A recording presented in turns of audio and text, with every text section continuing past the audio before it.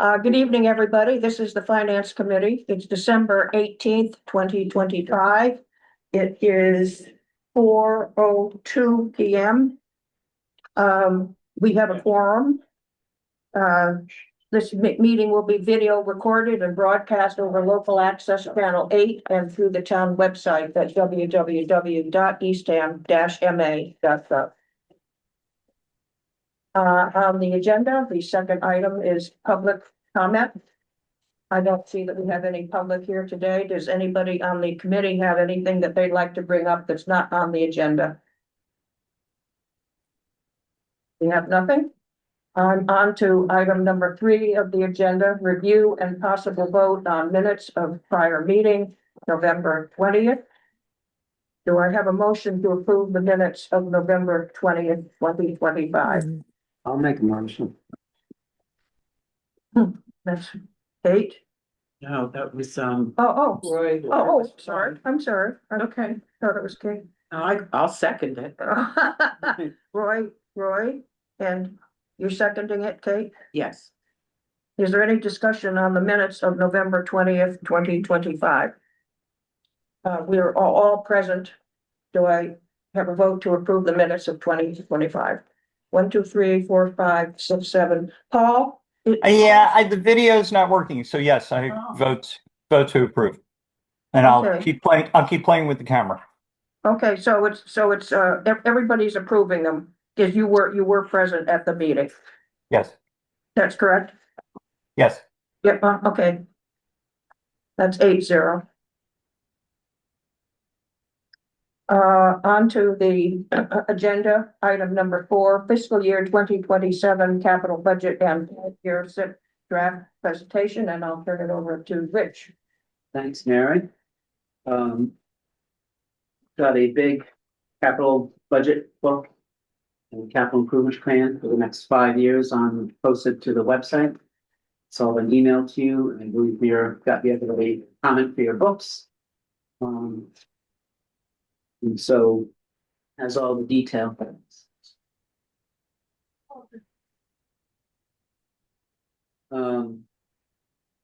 Really though, a lot of this stuff is departmental detail, and then it all rolls up as, the one big 5-year plan, which is at the front. I think you have a copy of it printed out in the big paper, makes it a little easier to look at. And, I think everybody's been through this bill before. It's the same practice as we've done for the last few years. And, we break down the capital improvement plan into a few different sections. The first section is facilities and land. And as you know, for the last several years, we've undertaken a program based on engineering report we had done on all town facilities to straight line fund the anticipated need for our buildings. We were able to do that as long as we're generating free cash. This program, facilities and land, is on a straight line basis, costs townwide $820,000 in this fiscal year. Of that amount, you're looking down at line number 4 is a supplemental amount, includes $150,000. So talk about supplemental amounts. Also line 9 is a supplemental amount of $40,000. So if you were to back those out, it's not 820, it's more like 630, if I'm doing my math right. Is the straight line annual funding of facilities maintenance, $620,000. So if we're straight line funding for the anticipated needs of our buildings, why do we have supplemental funding? Well, it's simply because we just started this a program a few years ago, and there's so much deferred maintenance that we don't have accumulated enough funds to handle these bigger projects. In particular, the senior center is way behind in a lot of its repairs. So you see on that line 4, there's supplemental funding for the next 3 years for the senior center. A lot of paving, which is going to be expensive, sidewalks and some safety issues within the building are all to be addressed. I have a question on that. Does that include fixing the elevator there? It's on our It's a list. disaster. I just don't remember the details of. That's okay, I'm just saying it's a necessity from my perspective. But what we do, to your point, is every year, well, let me just finish this, my train of thought in this. So this straight line amount represents amounts based on the engineering report that over the next 20 years is the amount of money we need to maintain the facility. But the obvious question I could anticipate, reasonable person asking would be, well, what are you gonna do with $120,000 every year? Well, A is probably not use all of it because we're accumulating resources for when there's a big project, like a roof or windows replacements or something like that. That being said, it's still a fair question. We ought to tell people what we've got planned. And so for every facility, as we go through the capital budget, I ask all the department heads to tell me what they think they need for work to be done in their facility. And then I ask the same of our facilities coordinator and our DPW director. And then when I get all their requests and all their input, then I go bring it all back to them and say, all right, here's where you guys agree and disagree. What are we really gonna do here? And why does the DPW not think we need to do that or vice versa? And then we hash out, and then we develop a list of projects, and that list of projects really kind of represents the actual work plan for the next 2 or 3 years for each building. And so the department heads know what they ought to be working on, be getting, worked on, and the facilities crews knows what they should be working on or scheduling. If we can't do it ourselves, we get a vendor. So we can check in a minute, Mary. I'm pretty sure that elevator is on there on the list. I'm not sure where on the list it is. Okay, so just in general, if it's a supplemental, it's for a specific number of years. If it's recurring, it's every year. So recurring, it's every year. If it's supplemental, it just means that a big project happened or a lot of Or smaller projects something is needed that needs to be done before we Yeah. accumulate the resources. on a regular, other than on a regular basis. So that's pretty much our approach to facilities. I can tell you, I think this has worked very well. The challenge people have in developing capital budgets, it happens in other towns all the time, is you ask for one thing, I need money for windows, okay? So they appropriate money to replace windows. Well, once they appropriate money to replace windows, and then the HVAC goes, well, you don't have money for HVAC, you have money for windows. But obviously the HVAC is a priority. And so this approach allows us flexibility to take care of the buildings based on our assessments from the department heads and from the DPW to address things as they know and just take care of it. And then, of course, there's you don't really know a year in advance or 18 months in advance what's gonna break necessarily. Like everything. So you it's better to have the money and be able to take care of problems when they occur or hopefully before they occur, so you don't have a bigger expense. And this allows us to do all that. Now, Having this money, and same with our equipment and our fleet vehicles. We haven't borrowed for what I would consider routine capital since I've been here, so 6 years. And that's, it's hard to quantify, but it does cost us about $125,000 now, issue a bond Just a regular bond. for financial. Van. Well, if you do a ban, ultimately you're gonna have to do a bond. Right. So you don't have to But do the it. van doesn't cost that. No. But the real bond does. So, we could ban handful of projects and ban them for, that 2 years ago, if we, and consolidate 2 or 3 bans into one bond. So it's not like every year you'd have to bond, but, to do a bond between the financial advisory fees and legal counsel and all that, it's about 125 grand. Plus the interest on the bans, whether it's a ban or a bond, for what is routine. And is going to occur, so, I think financially speaking. It's a way to go. You keep a running total of each one of these accounts? So that's a good question, and when we go to that, it's. And this will help address Mary's question too. Starting on page 58. Is the townwide building maintenance and replacement plan detail. And unfortunately, these are the small pages, but. Well, I like to get this online, because when you look at it online, you can, blow it up and magnify it. But this is just each facility with the amounts we're just kind of looking at. But then when you look at page, I see the senior center on page 59. Page Let's refer to that. 62.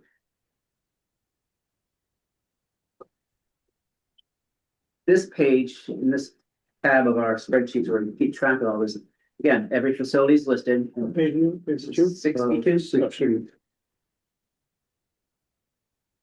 So the first one here is town hall, and of course I got these small pages, so. We don't, this. Well, budget book is on the laptop, you share, see if you can do it on screen, and it'll be a bit easier to see the numbers. Well, she's, see if you can do that, I'll keep talking. So we got under town hall, the facility study. Report that was done saying how much we needed, and I have the cumulative amount over the next 20 years was 1.2 or so, the end of 46. But of course, they didn't account for a few things. So I had to multiply that, they didn't account for prevailing wage, they didn't account for Northeast pricing, they used a national average, and not, Massachusetts Northeast.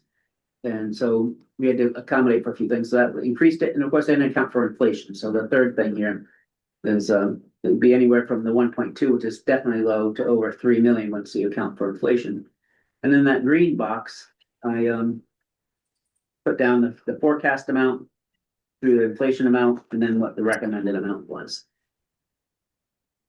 And then Peter, to your question, this is we then project for each facility. How much is in the till at the beginning of the year? What are the anticipated projects each year? And then what carries over? And the yellow represents this year, because last year, I left last year in here, but we're working at 26. Oh, and Mira's got it up, great. Can you blow it up, just magnify it just a bit?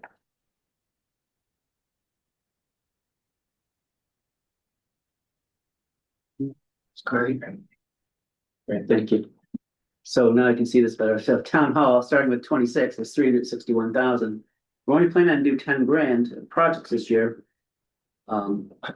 So that'll carry over the 351. But then you notice, why do you need 351,000 sitting around? Well, because we got some big projects coming up in the next year. And this is the whole point of the program, is to anticipate when we need money, to have the sufficient resources when we need it. So question, Rich, I saw that, for next year, you've got supplemental, looks like 500,000 for town hall. It's supplemental, but it's also, in that case, it's also a grant. Oh, That's a okay, grant. all right, And it Okay. looks like I might not have updated it here, okay. because I still have 400 and I'm thinking it's smaller. I thought maybe it was going towards that. So this is part of the Climate Action Committee, is really pushing the climate leader designation. And once we get that, we'll be eligible for up to $1 million, and our HVAC in town hall needs to be totally Oh, wow, done. okay. And so that's gonna be an expensive project. I'm hoping that the vast majority of it's covered by this grant. So anyway, so on that town hall in that green box, you see the annual funding coming in, 120,000 each year. The spending based on the projects that we're anticipating. If you go down, scroll down just a little bit, Mira, to the senior center there. Any idea what that is? And backing up in town hall, and I don't see the headings now. A few years out, a little further down, Mira, was it 500,000? FY 30? 500,000. See 500,000 for projects coming up in FY 30. Oh, I see that. Oh, down Any the green idea what box. that is? In the disciples. Not by looking at this, but we'll get to that in a second. So here's the senior center. Let's just go on this one real quick and then we'll stop with this. Same drill, start with the 228. We're planning on about $125,000 of projects to leave them 100 grand. We'll get the next 65, the straight line funding next year, but they'll need an extra 150 because we're planning on doing $230,000 worth of projects. That's why that supplemental funding is needed, right? Which will give them 88 grand to carry over. And again, more projects than they're getting funding in the next year. So we got a lot of things lined up for the senior center. Remember, a lot of the work in the senior center, a lot of deferred maintenance in town, but particularly the senior center, there was a thought that maybe tea time, we might, and if that happens, it's probably gonna be a ways out, you can't really defer any more maintenance at the senior center. So that's why I'm with we're, you on that. so that's why we're kind of picking up the pace on this extra funding. Mhm. But, you know, if you could scroll down to senior, Seniors funds roll over year to year. yes. What was that, I Fred? see it, just. Could you repeat what you asked me? No, these funds roll over from year to year. Yes, Would you call it appropriation? Yeah, Yes. but it's not an article. Or is it? They are on articles. Okay, so that's why you can roll over. It's the town hall repair and maintenance program article. Or, Mira, I'm looking for the pages that have the projects listed by building, so there'll be a bunch of highlights when you get to it. It'll be a small page to go down pretty fast to the bunch of pages it goes to. I can look for it. Keep going. It gets after this. Keep going. Right there. Here it So- is, page. Does the facility project list. So this is what when I talked to the DPW director, facilities coordinator, and the department heads. And asked them to tell me what they think needs to be done. Then I get them together, we synthesize it and come up with a plan, and we try to prioritize things. And this is how I know, you know, for town hall in this upcoming year, we've got X amount of dollars in projects. And in 2030, we've got $500,000 of projects. That's all parking lot. Pavement surface, that's why that's a big number. Parking lot, okay. And that's not just out here, that's behind the buildings, you know, and that's the whole page. This is- But that, for example, that got identified by the process you were describing. Yep. where- And we've got it as green, meaning it's not a priority. Yep. So it's further out, but by the time 2030 rolls around, you know, maybe it will be, you know, we'll constantly reevaluate it. We don't need to spend 500 grand in 2030, Yeah. then we won't, you know, but it's on the list. to just- So you're moving things from red to orange to yellow to green, depending upon. Severity. The other way. Yeah, Necessity. so Mary's elevator that she's talking about. But we'll find out in a second, we'll look at the COA. I'm really curious. about I- where- look, it- That's my fingers that it's on there.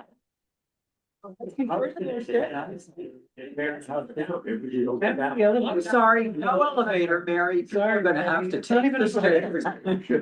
Here, if you can find the senior center. I think I saw it there. I think I saw it there somewhere. You use it? You saw elevator? I thought I saw elevator on there. That was for town hall.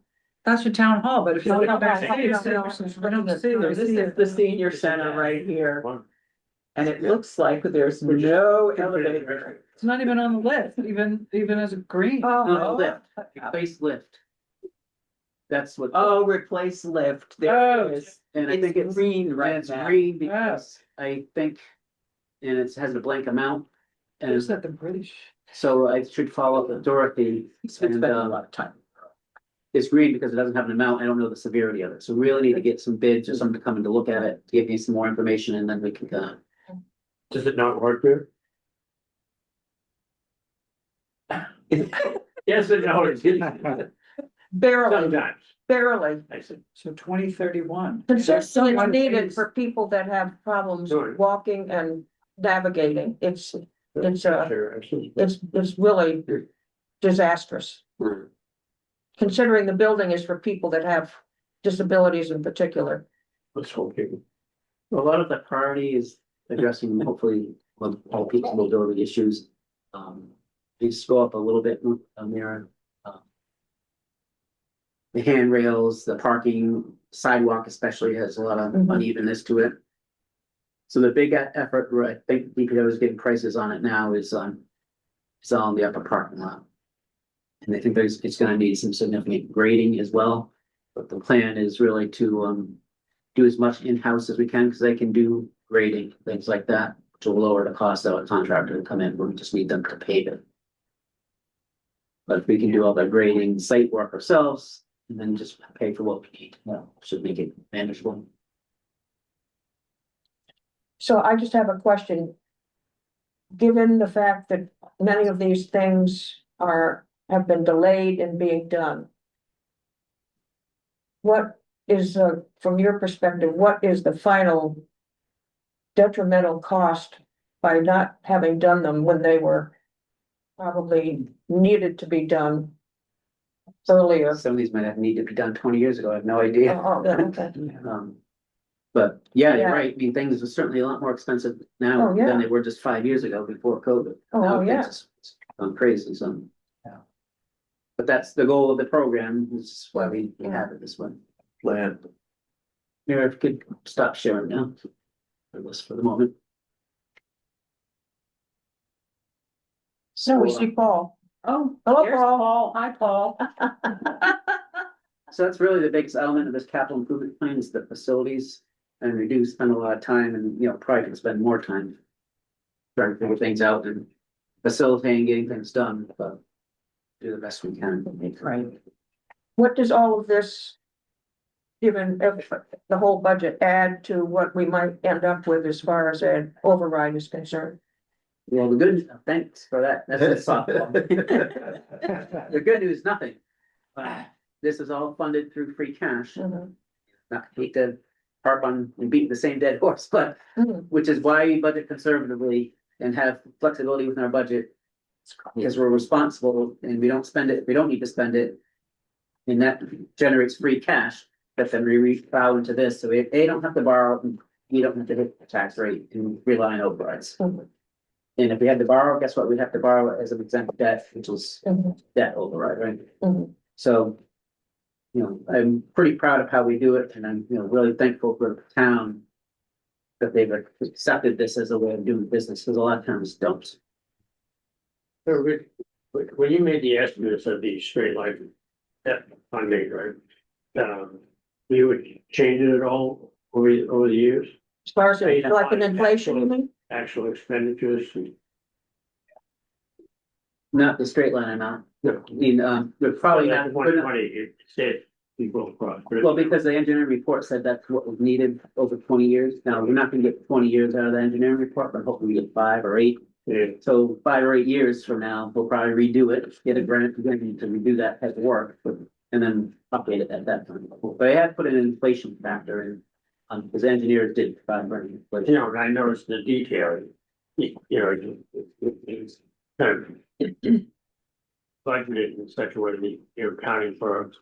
Impact of what will be. What the surplus is. And it seems like each year there's a surplus sometimes. A lot, sometimes.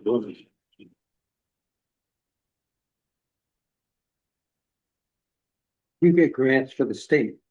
For some of these too. Well, that's the other thing is, the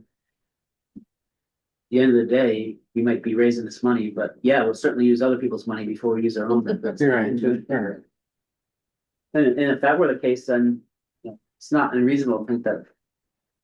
That we close it back out to the general fund should be a thing, or have another need.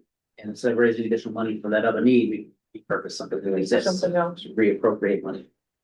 So it gives us a lot of flexibility to address a lot of problems that'll inevitably crop up, so. Okay, so now moving on to infrastructure, back to the big 5-year plan. The next section is infrastructure. I decided to add this year, probably a couple years too late. We know dredging is gonna be an every 10-year thing, or probably some interim thing. So I'm started providing this year for an annual $100,000 for rock covered dredging. Because I think every 5th or 6th year, we gotta do dredging of the entrance, and then every 10 years, we gotta do the whole part of it.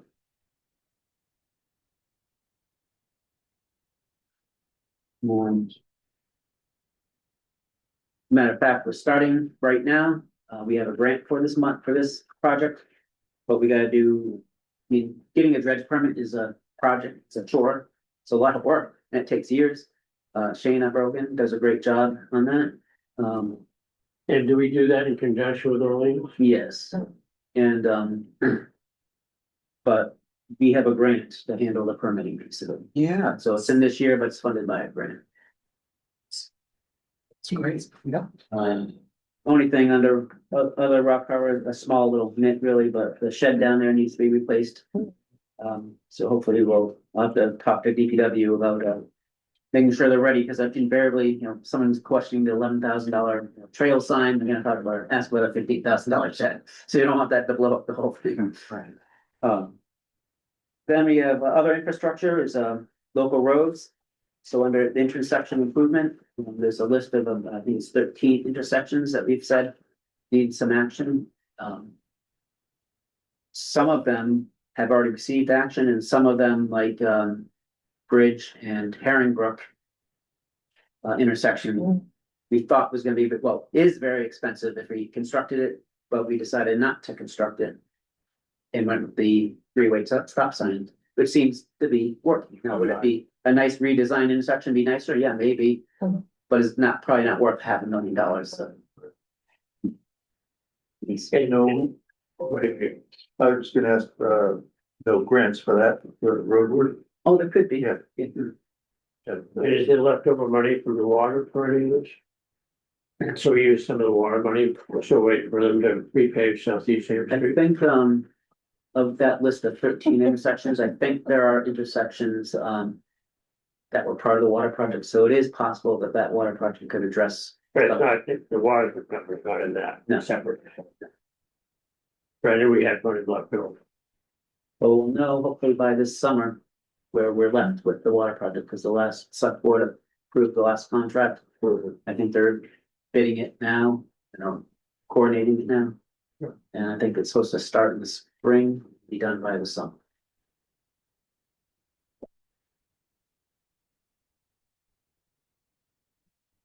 Also new, not new, but in the add this year under infrastructure is Route 6 corridor improvements as part of the select board's goal. They're moving forward plans that have been presented as different phases of redesign of Route 6. So this is trying to move forward,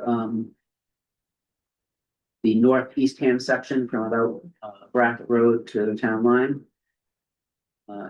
We've been talking to the Mass Department of Transportation, DOT, and they are receptive to our plan, and they're receptive to getting it. It's called the Transportation Improvement Plan, the TIP.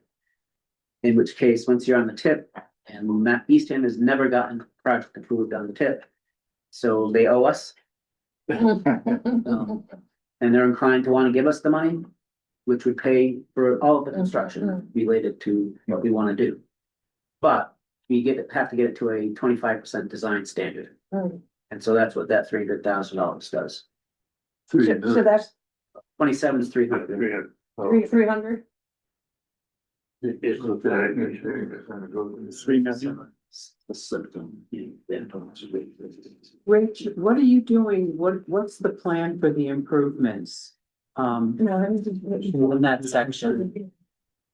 There've been lots of ideas, but it's on the second page. turn lanes, dedicated turn lanes, a median. Either a mountable median or not, Good. things like that. So safety. Right. I have the draft. Well, they put that V strip right in front of it, but that's in Wellfleet, well, they put it. Yeah, by the theater. Yes, Brad, can you speak up a little bit so we can hear too? so, this is to get that northeast Ham Route 6 section design completed at 25%, so we can get it on the tip. And I've been carrying this $3 million in case we've got a match or don't get the tip. You know, I suspect that's probably given everything in front of us that gets pushed out if we don't get funding from DOT, but I'm carrying it in the plan just so people know the magnitude of what's in front of us, whether we actually do it when the time comes or not, we can make that decision then, but. And I take it, since it's on the list, that even though it's a state highway, it's not automatically fully a state responsibility. We could end up being on the hook for parts of this, even if it's only that 25% you referred to. Could be, yeah. So when should, oh, I'm sorry. No, you can go, no. When would we know about the grant, the Route 6 The tip program, chip program, yeah? it'll be a while. It certainly won't be until we spend this $300,000 to get it done. No. So it's gonna be step one. So I'm probably a little aggressive in this timeline. I mean, even if we had to spend $3 million, it probably would be 28 by the time the design gets done. The state has to go through and review it and does their thing. So Yeah, so will they give us funding for the engineering and the construction or just the construction? Construction. Just the construction. So you think We're we'll on the fully, hook for the for the engineer. entire 3 million? That Uh, bond issuance that you talked that about might for the depend. engineering, that's what you talked about, But I there's a think- possibility of, 3 million was if 25. we need to do the remaining design after the 25%. okay, But the hope is that they pick that that up. we don't, okay.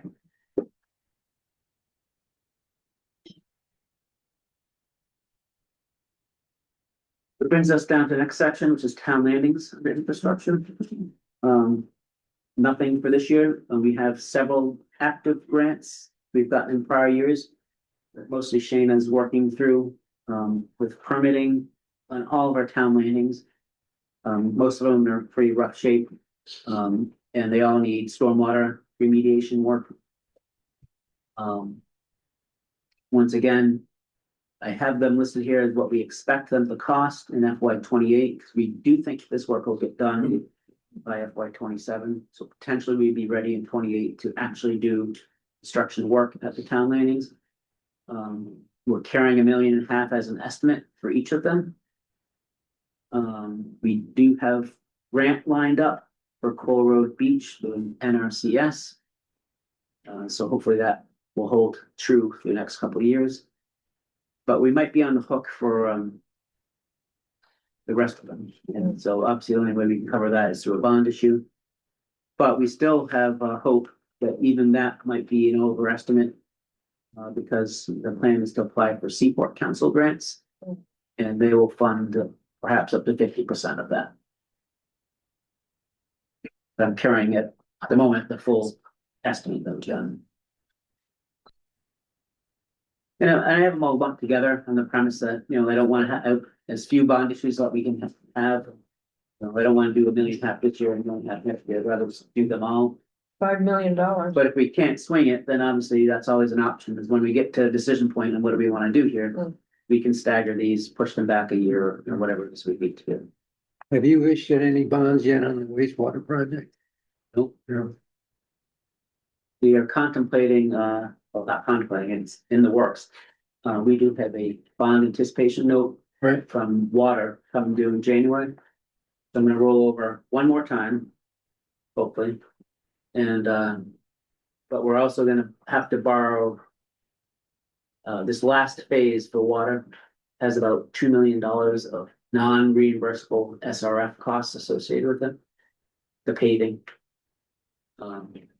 So I'm borrowing that in anticipation. And I'm borrowing.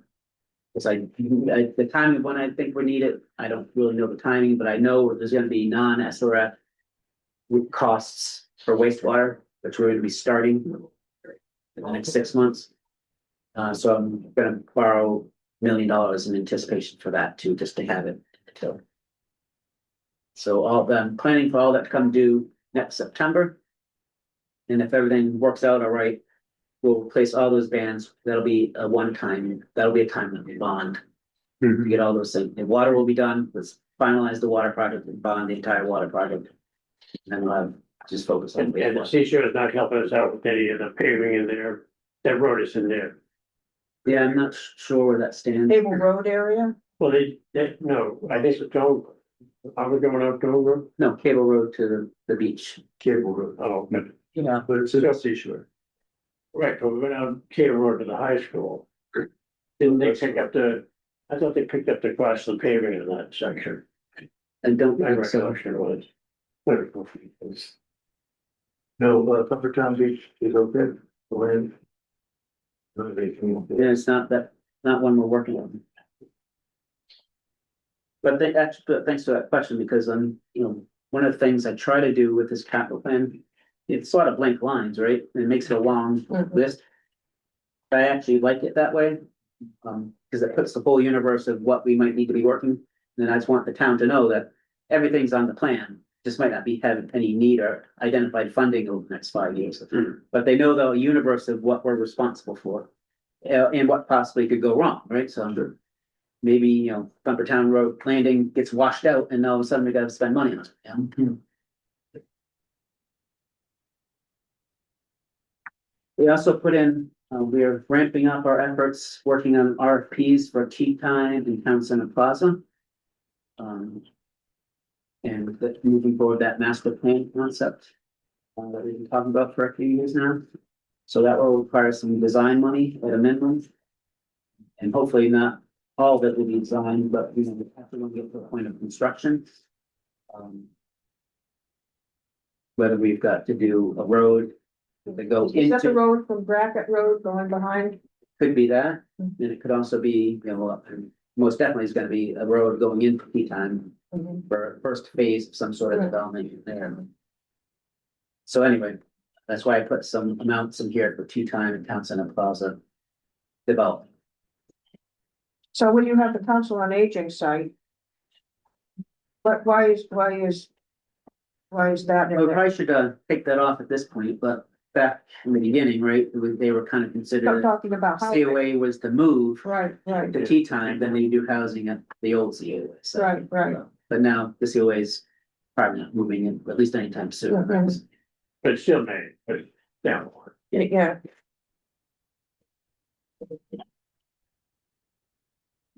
Okay. Finally, got some other projects under infrastructure. The big one here is, again, another grant that's currently being worked on through NRCS, which is National Resource Seeking Council.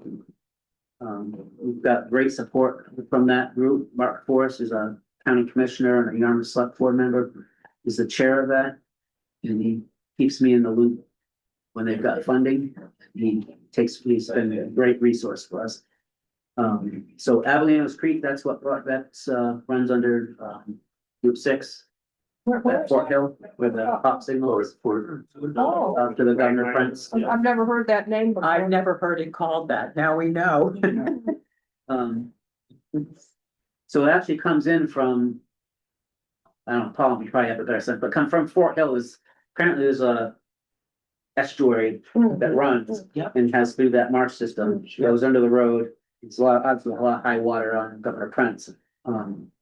That's all apparently Avelinos Creek. Now, the interesting thing to me, because I actually had this in Yarmouth, at the Parkas River. I'm really curious to see, does this project identify, or even if it doesn't, maybe it's worth putting some money in to find this out. I'll tell you what happened in Yarmouth. The Parkas River has a bridge over it. And I forget the lengths, the span now, but it was relatively short span. Because back in the day when they built it, probably just wanted to have the shortest bridge they could do, and, you know, Yarmouth was cheap, so they went, you know, the quick route.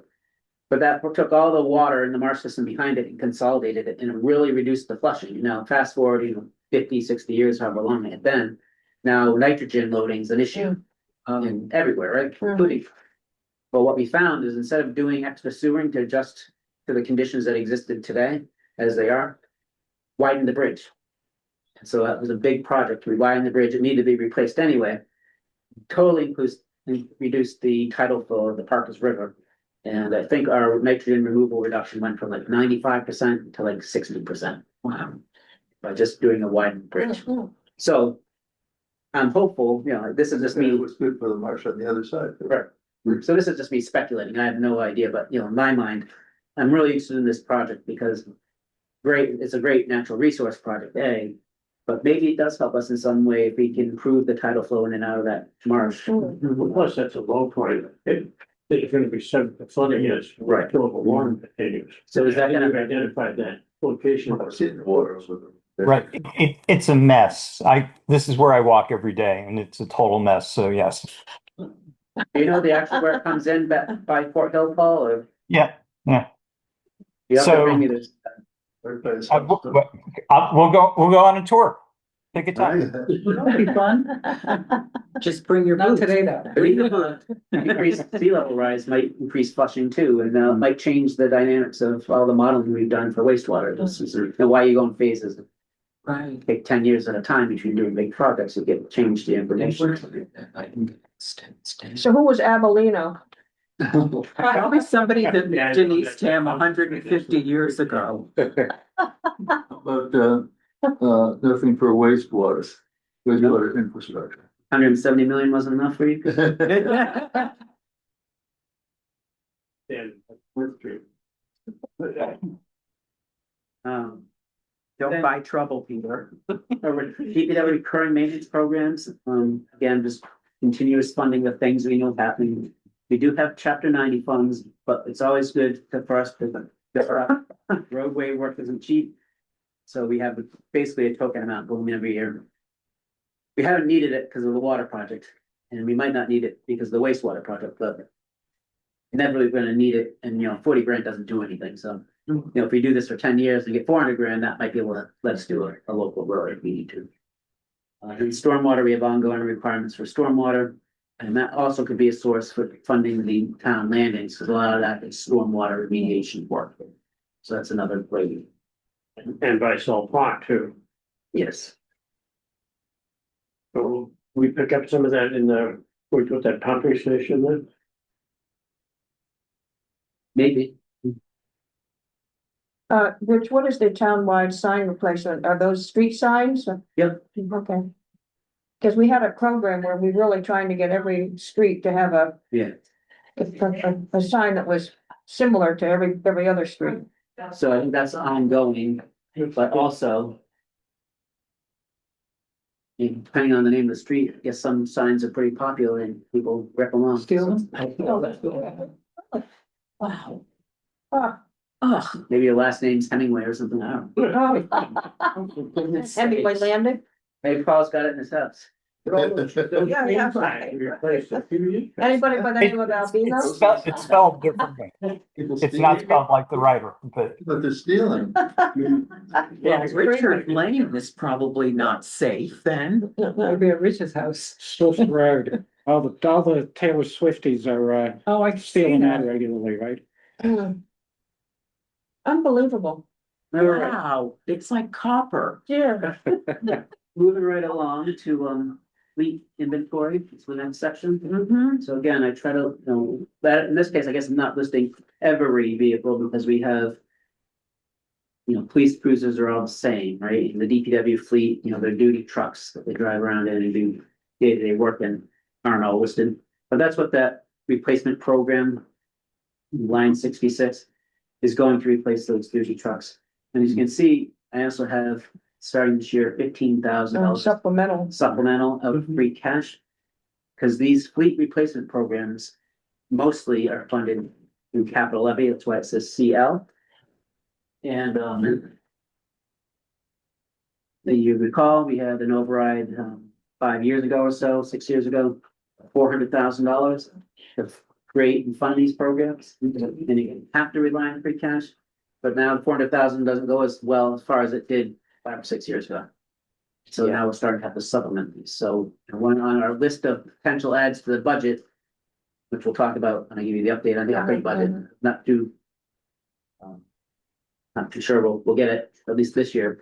But one of the recommendations is increase that 400 to up to 600,000. Yeah, Peter and I were just talking about that this afternoon, and we're wondering what amount. I mean, first, the 400 was passed in, we were trying to remember, 2019 20, I think. or 20? Yeah. And so if we have to add 200,000, as you just mentioned, to the 4, to make it 6 to cover what our costs are. The 200 would be an individual article on the town warrant. And would the 200 be added to the 400 so that moves along like the 400 So has? it'd be added to the 400, so Okay. instead of 4 it'd be 6. It would need to be an override, so we don't have 200 in our levy capacity. And yeah, it would be an article.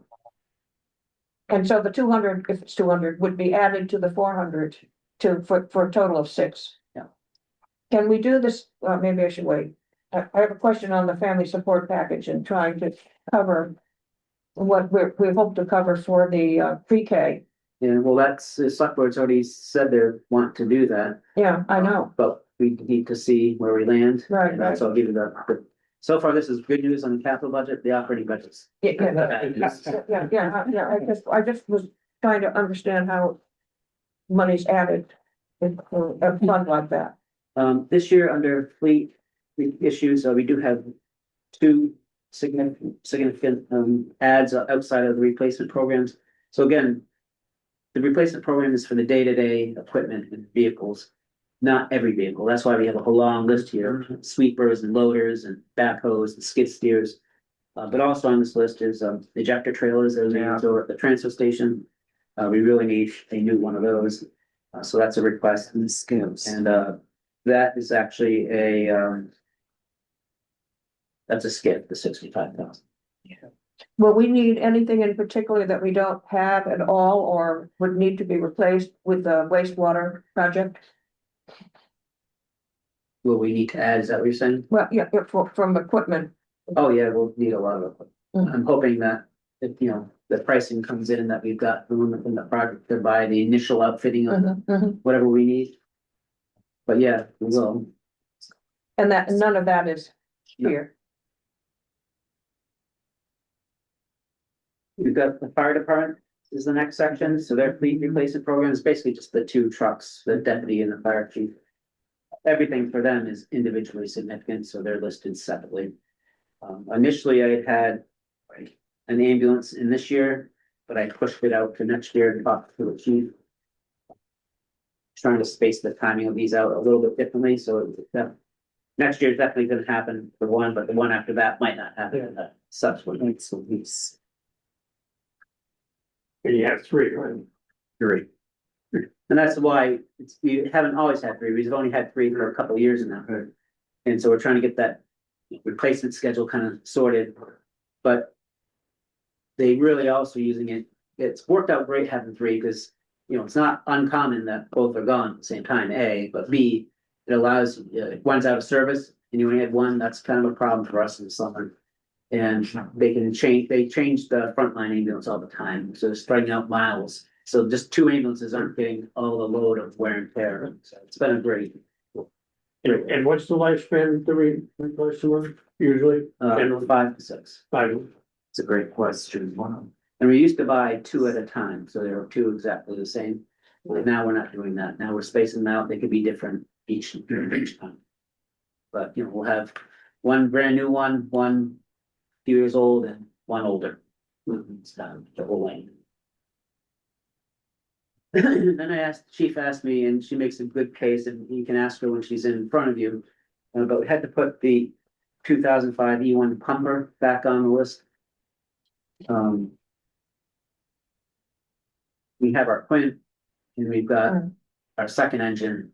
And if one of those are out of service, we really need a second engine. You can't, so we kind of need three in our operation. I'm not sure why the previous fire chief didn't want to do it, but we're talking this out with Lisa. Discussing ballot points, so it's back on, and I think that's a probably good question for you to talk to her about. She can explain the details better than I can. Rich, does that mean we have to increase the size of the fire station? No, it'd be a replacement. The biggest piece we have is that Quint ladder truck. Yeah, The Quint. And the engine is a much smaller piece. And we have, right now, we've got two engines and a Quint. And initially, our former chief was gonna have one engine in a Quint. And Lisa's saying we should keep the two engines in a Quint.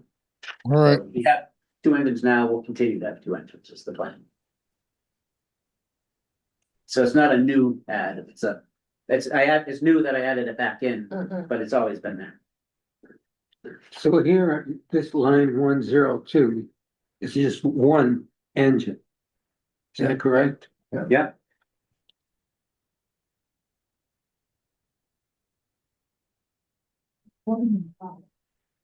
Next section, the line 108 is the police department. And that's where we have a significant supplemental. Police crews, the cost of police crews has skyrocketed. Mm.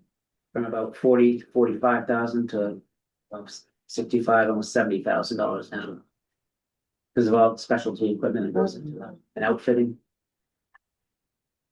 And how long do they last? Sometimes what seems to me with more equipment, they end up having problems because of the equipment, but that's just me. I think these get replaced in the 4th year. Fourth year?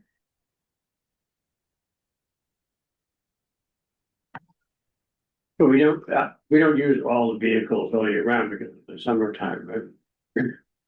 Or do they?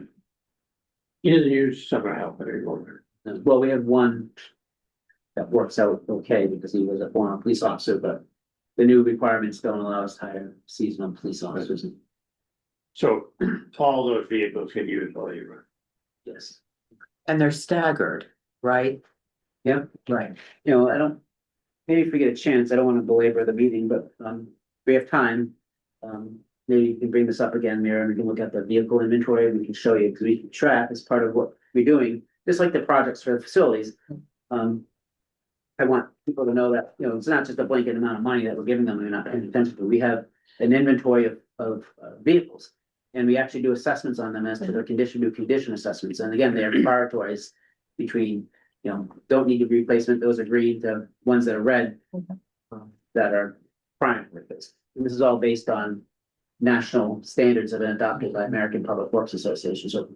It wasn't just me that made it up, although it was me that adapted it for municipal use, so. And then we got the senior center is their vans, and the beach, which is their vehicles as well, their van and truck. Let's bring us to the final section, which is equipment. And again, very easy and straightforward because almost all of this is equipment replacement programs, right? Straight line funding of documented equipment that we have over their estimated useful life and providing resources that when those things expire, that we can replace them. So the big one is, or one of the big ones is the IT department for PCs. We've got 150 or so PCs in town, and they have a life of about 5 years. In the last 2 years, we've replaced almost the whole inventory.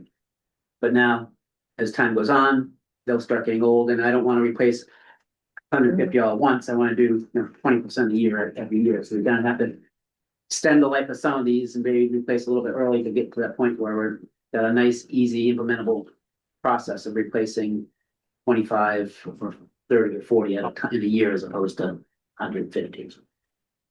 And the same thing with servers and network components. Again, I think as you've heard over the last couple of years, we've done a huge amount of work in IT, totally updating infrastructure. And now that we've got it pretty much done, it turns out that the first thing I did when I got here, putting in virtual called VMware hosts. Those are now expired. Now we got to start it all over again.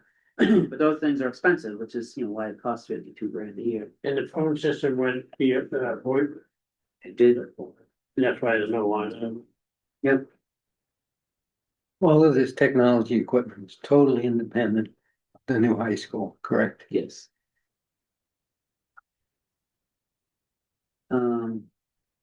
DPW has a small amount of money for their equipment replacement program. This year, they also have some containers that they need. Those are big storage containers, you know, standard containers. Medical, fire department, medical and fire suppression equipment has a recurring replacement program. In uniforms and bulletproof vests and all that comes under this line, Not uniform. but vests or Vests, it's in the book, so again, if we go to the vehicles to look at that too. But it's actually really, it's a good question because it's important to me and I want people to understand this. Again, these aren't blank checks. And I make it very clear to the department heads and to Tina. Tina does a great job monitoring this. It's only for the things that we said it was for. So when it's documented in the budget book of what it's for, and off the top of my head, I can't remember all the things, but if we say it's for bulletproof vests and radios and weapons, tasers, don't come to me with something that's not one of those things. Because we're telling the people we need this money for these things. And our community is supporting us and giving us the money because we said we need those things. The second we do something other than that, we've lost all credibility. I wouldn't expect anybody to give us any money for it anymore. So counting office knows when they get bills coming out of these accounts, they better be for the things that's documented in that account.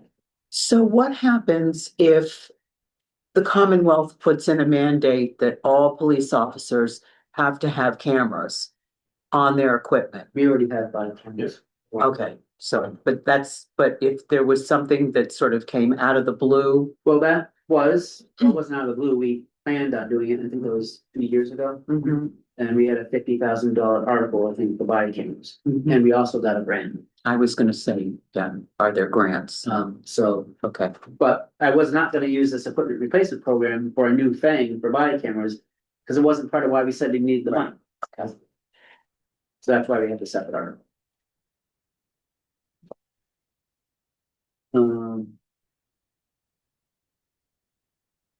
They do want to improve their video surveillance system at the police station, so that's a separate request outside of their equipment replacement program, because it's not one of the things we asked the money for, so that's an individually separate item. And some more road signs, those speed signs that we see around town. I'll keep doing some more of it.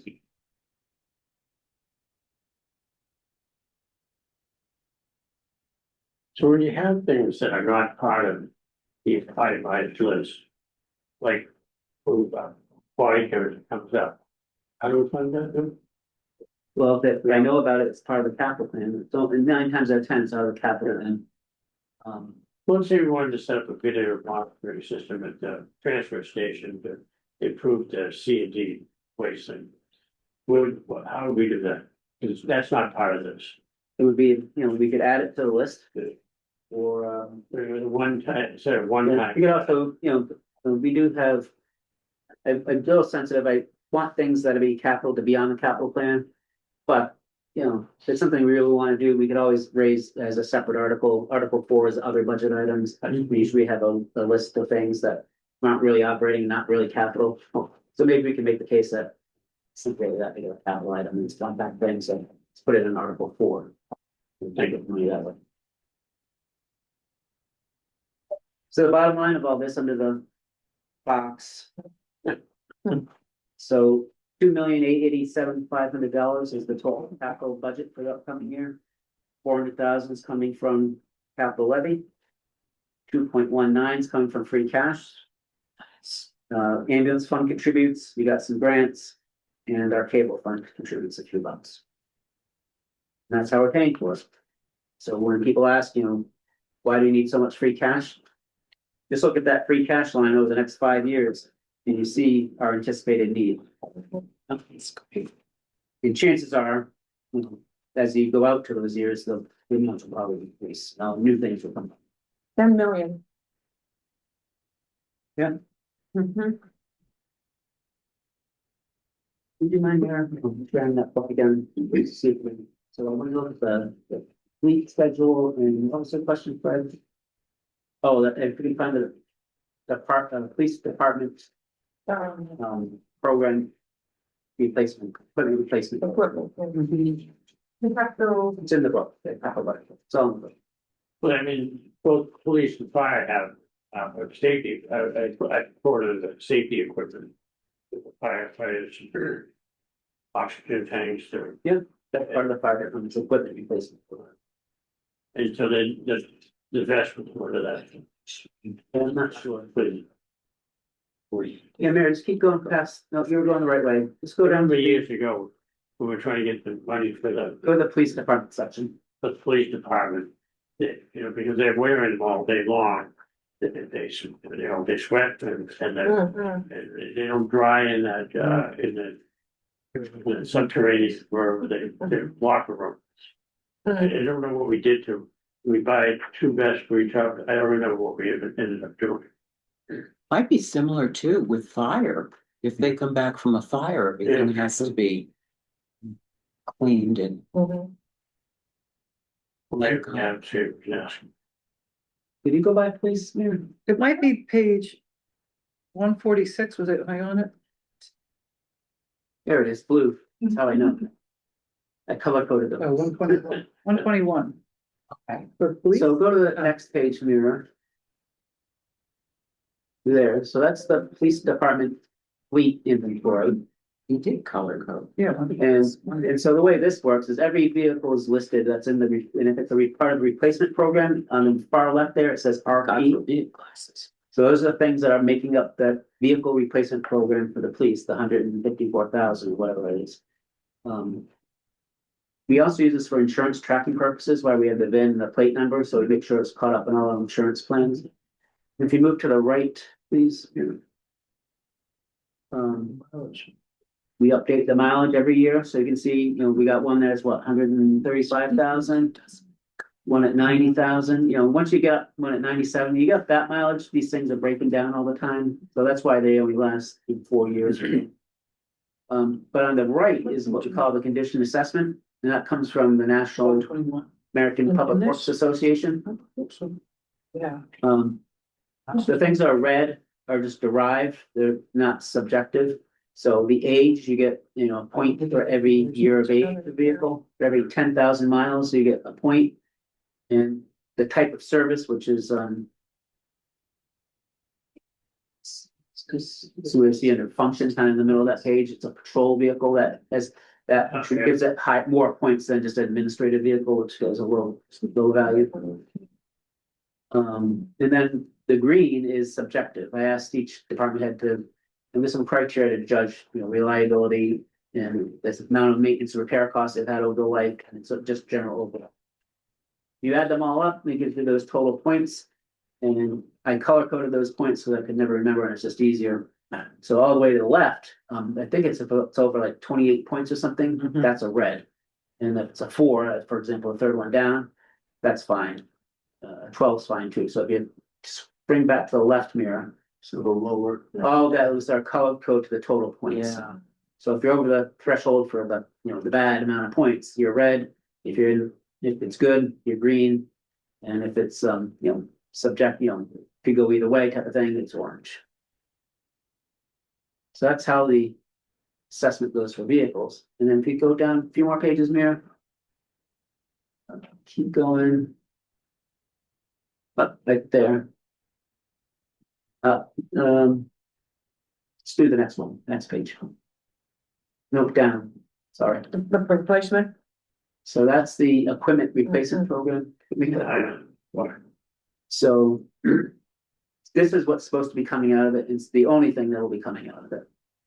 Portable radios, body armor, mobile data computers, and firearms replacement. So I add all the inventory up of how much these things cost. And I convert it down to straight line basis. In this case, body armor usually is something we get grants for, so I reduced it for grant funding. And it came up to 19,500 annually, 5-year annual cost. This is in lieu of, you know, every few years having a separate article just for portable radios, and then an off year's money for body armors, and then, you know, just makes it, you know, we all know you need these things. It's just, it really provides them. But that's the type of things that are in the program, things that are routinely used in operations that are routine replacements. You don't want to have to, when we need to be replaced, they need to be replaced. So that's what that does. No, Rich, you issue bonds for some of these items. What's that? You have bond issue. 8.5 million. Oh, back on it, yeah, okay. Mira, I think we're all set with this. So, How long are those bond issues for? so. Yeah, so you're looking out to 2028, Roy, Yeah. and so that 8.5 million, we're always look at the bottom, the very end at the bottom. The summary. So that 8.5 is.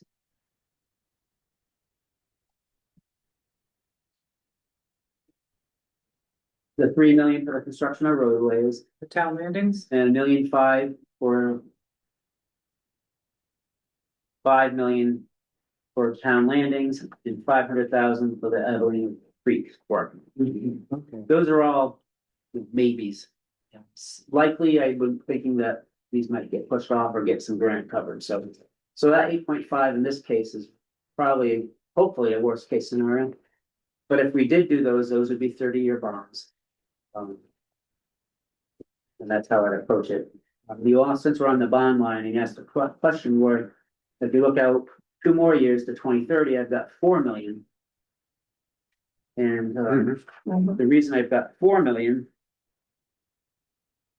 Again, we don't know, but that's go with page 1. I have a feeling that we are heading towards an elementary school roof replacement. Yeah. And so it's providing $1 million for that. And then a little bit down there, 3 million, Oh, the cemetery.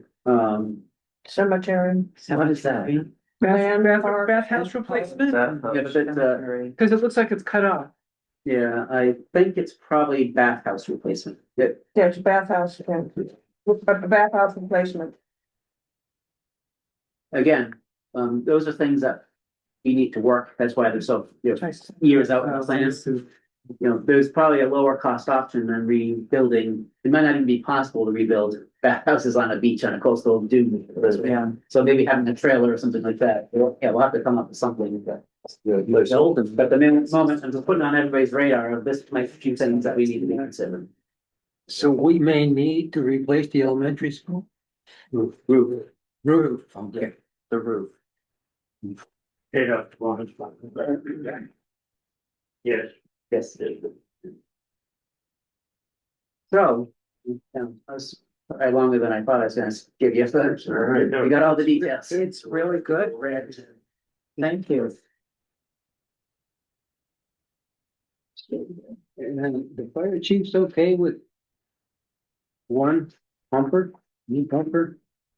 No, they've got 2 pumpers and a quint. Yeah, It's just one that's being replaced. The other pumper is only about 10 years old. I think they're 2013 or 15. Yeah. And then the quint is just I think 5 years old. yeah, I remember that. And these will last they say they're good for 20 years, but we're thinking them probably further. Yeah, and Roy, this is Jerry. I think the Quint, if my memory's right, is a pumper in its own right too. Yes, It is. you're correct. I remember that. That's what the quint means. Quint means it does 5 things. It's a ladder truck, it's an engine truck, it's a water. Water truck? Yeah, Yeah. the size, being a sizable tank and equipment, and I forget what the fourth one is. So, Okay. So, let's see.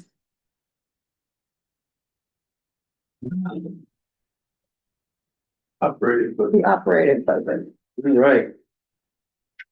fiscal year 27. So I gave select board an update. 2 meetings ago. Which was overly optimistic.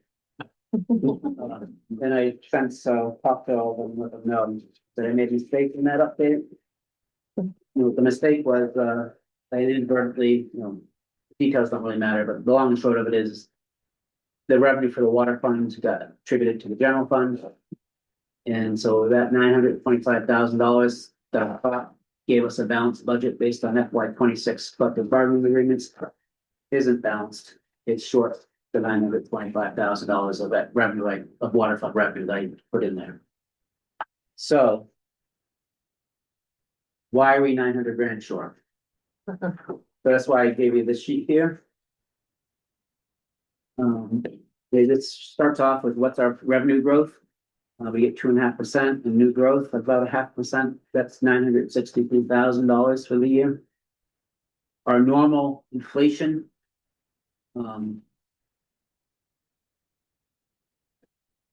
Normal inflation items, including some things that are a little higher than normal, like general insurance and utilities. We can usually accommodate all that. And that comes up to $861,000, so we're covered there. Then we got what I call the budget busters. Just things that are just going crazy. And health insurance is a double-digit increases. Pension and transfer station costs, disposal and trucking costs have skyrocketed. So those 3 things by themselves make us short, contribute $670,000. Then, to make it worse, as you might recall, we got a last minute surprise from the elementary school last year with special ed costs. It was too late to go back and ask for anything different. So we used 200,000 short-term rental receipts because it was available to us to cover that. And then, of course, over the last couple of years, the cannabis revenue has just dropped off from over 200,000 to about, I think, 75,000 or 65,000. So those revenue reductions don't help.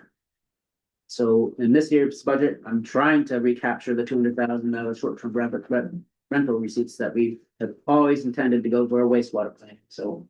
Not if doing that again. Now, if the elementary school sped situation stabilized this year, then I wouldn't need to worry about it because, but I don't imagine that that's gonna be the case. I Rich, think that at the elementary school meeting earlier this week, and the percentages are at the bottom there. Paul?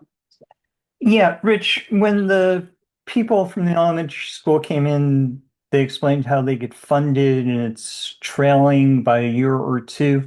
Will we get that $200,000 back at some point? Well, that's what I was saying, right, that was an increase because of. What we were hoping would be one time only special education costs, and if that one time. If it was one time, then we wouldn't need to use it again, right? But Right. it doesn't appear to be the case, it's not one, So it's ongoing. right? And I just want to add that you've got, as you mentioned, 3% provision for school operating budgets. That's not probably going to be the case. Right. So just right off the start, we're short the 905,000. And then the bottom here is, more bad news. Other items that we're gonna have to provide for. Collective bargaining is ongoing, so when I know the new rates, town meeting will have to ratify the contracts. And as has been our practice, if you are inclined to want to ratify the contracts, we're gonna ask you for the money to pay for the contracts for the 3-year period. So that would be an override. That's for the next 3 years, so it's just the first line, maybe, That's, contractual increases. we don't know what the cost of living adjustments are, but we know what the step increases are.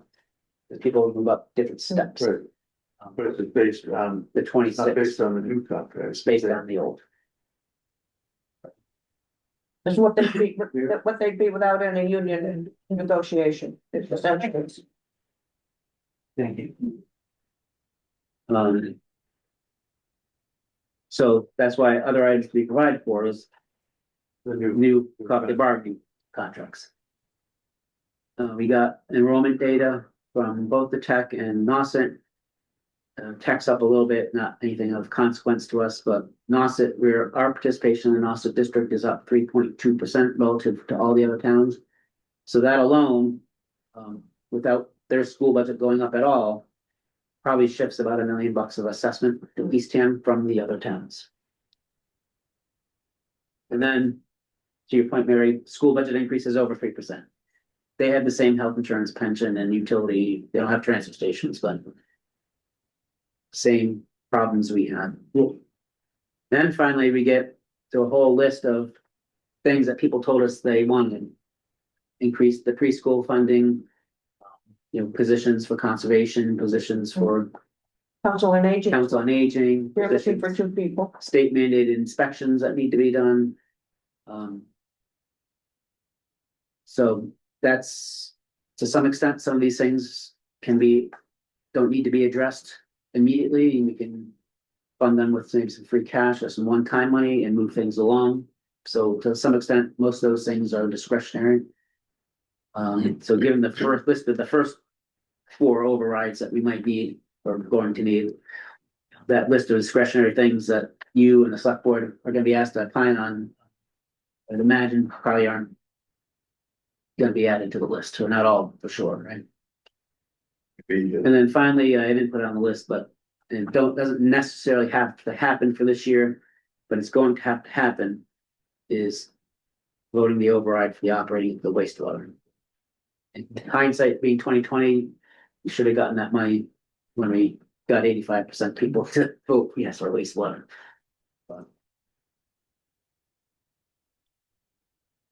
So based on what you know now, which obviously isn't the final information. What would you say the shortfall might be? I hate to speculate, Mary, because I don't want to I know. scare anybody, but I'm gonna have to Yes, I scare know. people at some I know, point. I know, But we're short 900 to start. yeah, I see that, Collective bargaining It's probably upwards of at least $1 million. Yeah. We know it's $1 million of enrollment shift, and who knows what their budget's coming At in, least. maybe even 3. But before we start talking about that, let's go to the back page. So this is the usual sheet that I give you of, what's the levy look like? So all the way to the right here, you see 27. I got at the moment the 905 in there, the balance of the budget leaves us $44,000 of tax levy. Mhm. And what's that look like with just that? And first box underneath that is with some modest increase in home values, that the tax burden $6,940, up $272, or about 4% on average. And then for the median, up $236, again up about 4% for the median. And then for the first time now that we have this RTE, I added these lines at the bottom. The impact of the RTE reduces that burden. So instead of 236 for the median, the increases goes down to 227. And that's the 3%. Yeah, That's why you 3%. have that And so, 3% there twice. It's not time for this discussion yet, but I'm sure, we'll have In it. January, wasn't it? Don't they discuss it No, I the don't, following year, but in January and then again in August? that was for the decision to implement it. Hmm. The decision as to what amount, I guess we gotta kind of see it, how that's gonna go. Mm.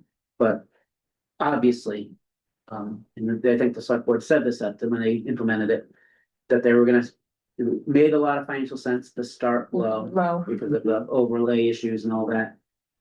And as part of a multi-year plan, that might be a way to gradually increase it. Now, I don't know individually what any of them think of that or what they might think of that as a board, but obviously that's a discussion that I think is an obvious thing that people are gonna want mhm. to have the input, put a discussion on, debate on. When does that percentage have to be decided? With doing Not until, for tax? not until the tax rate classification hearing, which will be the end of August. No, okay, the select board could wait till August. So You're But saying, I would imagine the community would want some sense of direction going into town meeting. Was, if I vote for this, what's that mean to me? Well, yeah, how is it gonna if affect? you don't, if no one's had any consideration as to what the RTE might be, then the impact is, what is one for one, right? So I have a question, and Jerry, this may pertain to you.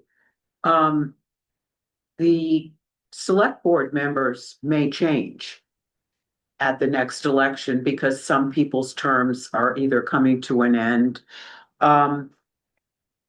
What would happen if the select board decided to do away completely with the RTE? Well, it's at 3%. I mean, it's a great question. It would have a minimal impact. What is it, $176 difference, Rich? I think this year is what it was. You would have, pardon? I think it's like 113 or something, but 130. So you would have, let's say you had a 4% tax increase going through. If we got rid of the RTE, the residential homeowners, those who are not resident, those who live here full time, would get the 4% increase plus the $113 added on, and the part-time residents would get the 4% increase, but then they would. This is rough. It wouldn't be. It would then have a reduction of $113 on their tax bill. Now, Right. so if the select board were ever going to eliminate RTE, and listen, I was opposed to it, but I ran and said I would never vote to remove it once it's in. That doesn't mean where I would sit on the percentages, but if we're ever going to remove it, this would be the time. If you increase it further, then you start to really hit residents with a 2x4 in the face on the tax bill. If it's a high number, think about it as 3%, so 3 times that, so it'd be $300-400 if it were a 10% RTE in it. Additional hit if we got rid of it to the resident taxpayer, and a drop for the non-resident. It's, all it is it's a hard question, and the taxes, and we have to pay for things, and people, our employees are facing the same inflation we are, and it's all difficult, and the town has to spend more money, and the only way you can spend more money is if you increase taxes and fees. Sad to say, most frustrating part of being on the select board is you have to vote yes on increasing taxes. Finance committee too. Yeah, but the finance committee, at least you aren't elected, Peter. I mean, that's the thing. I get beat up every 3 years. So. Now you get 3 years for grace period.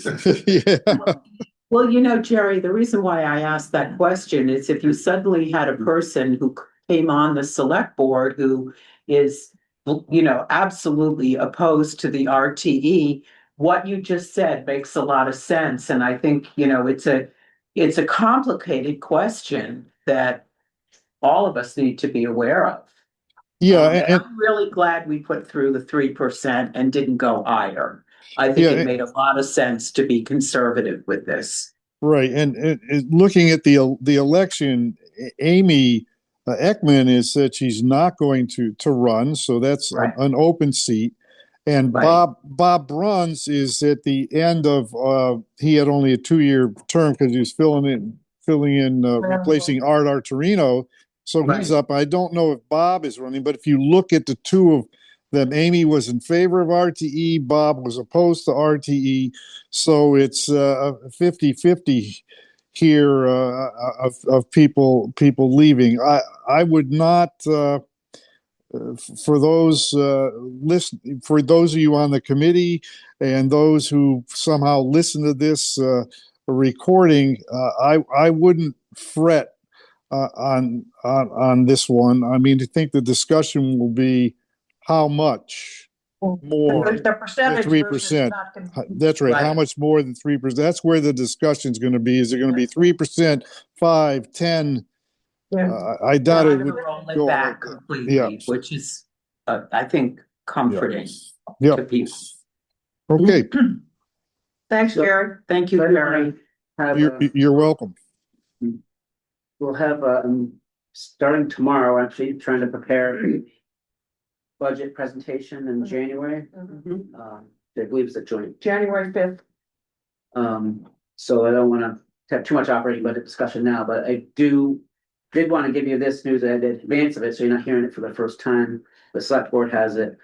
And then we need to, the job, I think, is going to be to socialize this with the community, make sure they understand why, these are our recommendations for a level services budget. And it is gonna be a lot of money to people, but, unless somebody really wants to cut back a significant program or service, there's just no way to offer reductions of $1, $2, $3, $4 million without huge impacts to what this community is used to. So, so part of my socialization of that is trying to, look at the RTE, what's some potential recommendations to the select board and the finance committee. I'm very grateful that towns committed to various funds for taxpayer assistance. And so for, despite taxes, it's almost a necessity that the taxes go up if you want this level of services, but we have programs in place to assist you. So I'll have some updates on some of those programs. Been talking to Colleen about, it's called the hardship exemption, which has always existed in law. And so I've been digging deep into those provisions, and it turns out they're rarely used provisions and have a lot of boundaries that have never been tested or pushed, and we're gonna push them if we need to help our residents. And I got some guidance from DOR and DOR attorneys that they didn't see a problem with some of the things that we were talking about. So we're gonna do what we can to, make sure the town has the services it wants and needs, at the same time, protect our, taxpayers. And give them a lot of assurance that this isn't pie in the sky stuff. We do a good job in budgeting, and yeah, we do budget conservatively to make sure we got what we need. But again, this comes full circle. that generates the free cash that funded that whole capital plan that we just looked at without borrowing and without deferring maintenance and making things be more expensive down the road. So the long-term perspective is this how I'm gonna keep touting to this community. But I think, we've come to realize that every 3 years, we're gonna be facing an override just because of the flood environment is in and of themselves. But then we have been lucky enough to have a lull after that, where we don't have overrides every single year. Just to mention the wastewater operating bond issue, did it probably cause an override? How close to this year is that gonna, if we have, let's say we have, worst case, we have something upwards of $4 million override this year. Can we think that we don't have an override next year? Well, next year, the schools have collective bargaining. So we'll have to see. I thought everything was on the same schedule. It is for us, for our town, but the school district is a separate animal. And I don't know what the world of teachers looks like, so I can't speak to it, but I do know the world of public safety is wages is such high competition and demand that those wages are going up real fast. And I wouldn't be surprised if teachers will go up more as well. Maybe not as much as public safety, but more than just 2 or 3% that typically in the old days you would expect. And then, plant won't be online if we get construction started this summer, 3 or 4 years from now, right? So the $1.5 million operating override could pay for operating costs of the plant. Again, we don't need it today. Right. If we didn't need an override next year, I'd say maybe next year would be the time to do it. But definitely sometime before 3 years. Part of budget is putting money away for operating initially, but it's not gonna cover it. No, well, no, we anticipated the operating costs to be $1.5 million. And that was part of when I did all the calculations of debt service and operating costs, that was all wrapped into it's gonna cost us $1,000 in extra property taxes. So that hasn't changed. We still think it's gonna cost us $1,000 in extra property taxes, but we never got the taxing authority to raise the $1.5 million to pay for the operating costs. So I guess, again, hindsight being 2020, we told everybody it's gonna be $1,000. They were 85% of them were okay with that. You should have asked for all the money at the time. Because now with all the other things that have come on board, maybe they've changed their minds, right? But you can't really go back and change your mind. Well, it's just that override TD. Fatigue. If you come back year after year. I guess that's what would like to see if we can avoid somehow. Whether we do a bigger override and give them some relief from override. But what you just said about the teachers' salaries. It's sort of a negative, it's a negative considering that it's not being done in the same year as us. Okay. But if everything was done in the same year, then it might, Yeah, they're paying it. the pain would be 1 year versus. Be more paying. Could we do it in anticipation? I guess we really can't. You could, but I don't, why would anybody vote for that, right? Right. Yeah. Okay. Isn't there talk of raising that, to 2.5? I mean, that's Yeah. preliminary, Yeah, but Well, we're we're not the only town that's. having problems. So like the way that's gonna go is Prop 2.5 will never be eliminated. I think that's a pipe dream. But what they could do, because they have other provisions for example, when the Cape Cod Commission came in and they wanted to assess everybody paid for it, this was like the 80s or whatever, mid-80s, early 90s. The Cape Cod Commission assessment, for example, was exempt from Prop 2.5. So automatically, when they adopted the law, so what I would see is that maybe they adopt provisions additive to Prop 2.5 that make, say, health insurance and pension costs, which are required for us to pay, as exempt. And then that really helps. Exempt from the 2.5. Yes, Schools. We have no control over that. right. So that's like the way that's gonna go. I guess the other thing, it'd be interesting to see what you guys think, what the select board thinks, but I think probably the discussion with the community is, given the magnitude of where we are, just keeping level services, that would be great to have all these discretionary things, but this might not be the year to do it. Or maybe just, some of the lower cost things that people really want, but not some of the other things. And so carving through that list of discretionary items, we want to get another 200,000 for the capital levy. But what, let's not add to our burden. We don't need it. We're fine for the next couple of years without it. But, so we're not asking for that type of stuff. But wouldn't you have to weigh by not doing it now, the cost of what it would be if you wait 3 years to then, No, 200,000 is 200,000. The cost is gonna go up with it, oh, I know it is. independent of what the levy authority. Oh, I know. So, Rich, this is one of the smaller corners of the issue you've laid out here, but when I look at the transfer station line item, what's been our general approach on fees for services versus general revenues for services like the transfer station or the beaches or whatever? well, fees are supposed to cover the cost of providing the service. So with transfer station costs going up theoretically, every time we consider fees, I do an analysis of, cost, direct and indirect costs and the fees being generated. So I think that's probably on the table, but we just did raise fees, was it last year, Jerry, or a couple years ago for the transfer station? So again, just like this fatigue and property taxes, is fatigue and fees, and so it's kind of a balancing act. Yeah, and with fees for the transfer station, we really have to keep an eye at what are the surrounding towns doing and so forth. And I remember back when I was on the finance committee way back, Sheila would say, well, if you raise the fees too high, we're going to see tires in the woods and so forth like that rather than bring them in. So those kinds of issues have to come across. But the tipping fees at CMAS and so forth, every town running a transfer station faces the same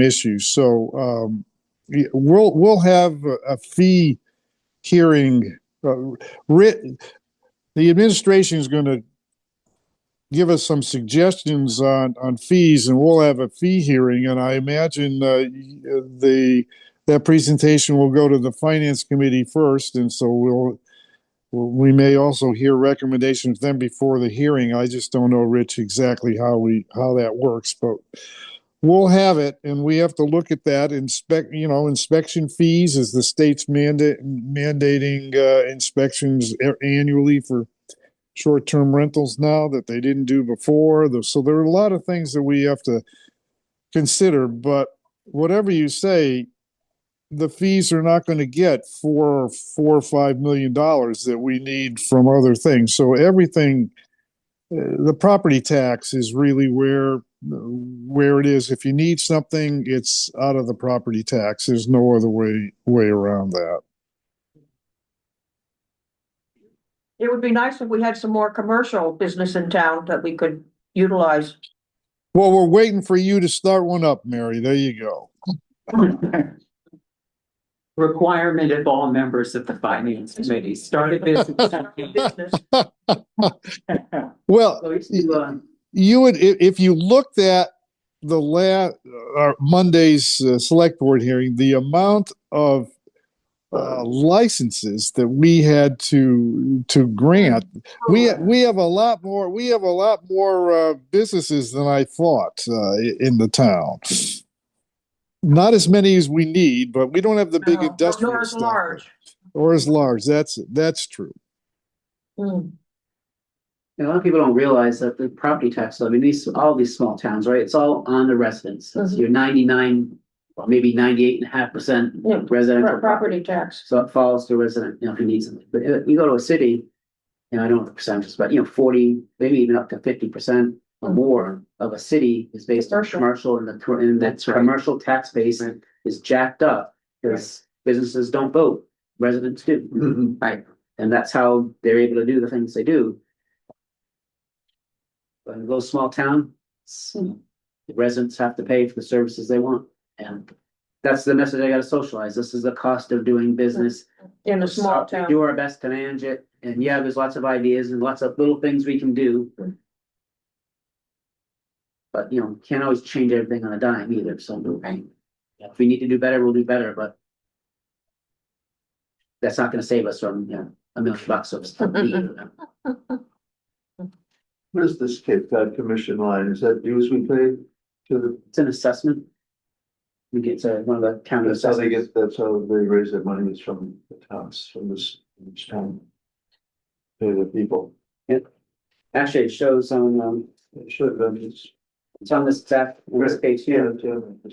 The line that says, commission, Yeah. it's just an ad for the Yeah. 147,000. Hundred and forty-seven, yeah. But every year, and every year it goes up. Do they go up with, they go- Have you ever seen anything go down? do they go up more than 2.5%? I think they have to, I think that's part of their That mandate. should be part of the deal. How about, that thing jumping around a little bit, but that Patty brought up a few meetings ago about whatever town she was from in Massachusetts before used to put the education amount of the taxes on the tax bill. Yeah, I'm gonna look into that this year. There's a couple people have brought that up and I don't think we can, but Yeah, the original figure was a lot, but It was in Mansfield, though. It's in Mansfield. yeah. so I'm gonna see Well, if he we can said do Nina it. did So they didn't need it. And if we Yeah. can't do it, Anita? or, Yeah. it's can you legally do it? And Right, if we can, okay, now, do we want to, what, Solve this. Yeah. no, it doesn't solve that. No, Is it feasible for us to get the bills changed that makes it, it's not a problem for us to do it, so then, then if it is. There's no reason we can't then just have a separate insert, like I can calculate this to figure it out and then just have a little, piece of paper we can slide in. That breaks down people's bills, so, one way or another. it's a big piece of it. And the transparency It- it's- piece is In which we have no control. Sure. No, and Well- it's, and they have power, financial power, but they don't have a lot of financial knowledge, that's what drives me crazy, Jerry, We- you had a comment? I was just tell Peter, we can always vote no, but you need another That's town to right. vote no. You'd have to have two towns to Yeah. do it. Patty, on that bill, was it a town that had a regional school system or did they have their own? No, we had our own. Yeah, see, so that's, that makes Maybe. that makes the difference. That means, for example, if we had our own and the education committee came in with a budget, we said, that's too high, you have to cut it, they have to cut it. That's what happens in towns that don't have a regional system. But when you have a regional system, you have to get we would have to get our 3 other family members to all agree to do it, and that's what's difficult. You know what the percent was towards education? I bet you it was up to 50%. 60. 60. All right, that's right. I tell people, we're at what, 38 or Could be something worse. like that. We're lucky. But they don't believe me. They don't believe me here, but that's true. We had a business park though, that helps a lot. We had a Yeah, business yeah. park, that brought in a lot of revenue. And you said Needham as well had that. Could they And have a Needham business? has a lot of Yeah, commercial as well. It's all off the highway, you don't see it. Yeah. Yeah. Just very, very different from us. The tax rate years ago. I've been out of Needham for 25 years, but even probably 30 years ago, they split the tax rate between residential and commercial. They had two different tax rates. Residential and commercial? Yeah, Yeah. I think they did that too, or Yeah. they talked about it. And now that whole industrial center, with TripAdvisor and all that stuff Right. in those hotels. I worked And they there. must have really owned the commercial side of their tax base. Yep. And the residential property there is just out of sight. You think it's bad down here. Really.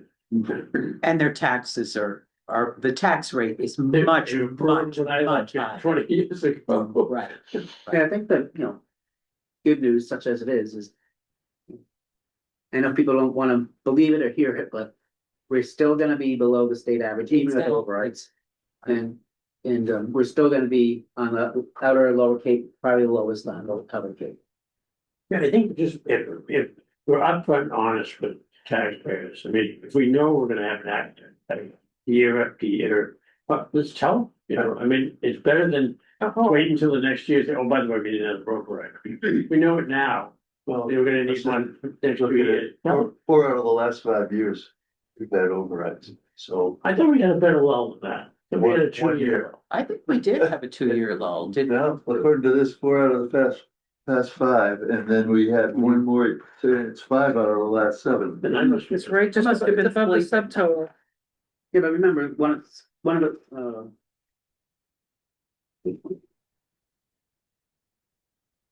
25 was, well, no, it wasn't necessarily discretionary, but that was the police year. The police and that was the Okay. elementary, And then school, special ed. So that's really the problem is, a lot of these were school driven overrides. Yeah. And the 890 wasn't, that was the family support package and the 400 for, capital. So that wasn't really We enough. started the capital. So they weren't all, general operating overrides. No, But this is, it's also the start of the COVID era when everything started taking off. And now pricing, yeah. it's driving up home prices, it's driving up wages. And I mean, it's not, to your point, I mean, I think people get it. It's not sustainable when your revenues can go up 2.5 or 3% and all your costs are going up 5 to 12%. Yeah. That's not a way you can do business. It's not that we're, I mean, that's always been the misnomer. People give overrides a bad name, thinking that means you're mismanaging something. Right. You get manage something very well, just going up a lot faster than the money. So. Did the police chief hire the 4 positions now? Have you all filled? They were also, we did it. They're great candidates. Did really well. Any other comments, questions, issues? What have you? So when will we be closer to knowing that number? The 905 number? Well, I mean, I'm just saying what we're showing on here is currently 905. Not until March, when we get the school budgets. Yeah, I got the school schedule. I think it's mid or late March they're gonna have there. Yeah, and then, we're doing okay on collective bargaining, we're making progress. We're completed with one union, or just about. And very close on another, and all the others, it's been a great process. Both sides want to get to an agreement, and our approach is.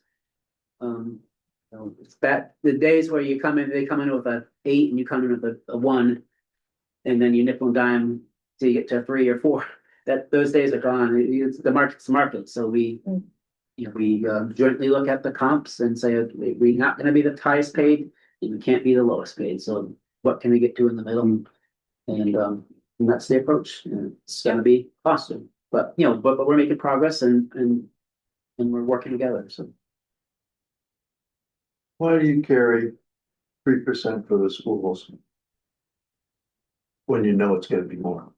Well, I don't, I mean, nowadays, I guess I do, but That's what I mean. a couple of years, because I gotta carry something, and so do I wanna advertise that I wanna give them 10%? No, well, yeah,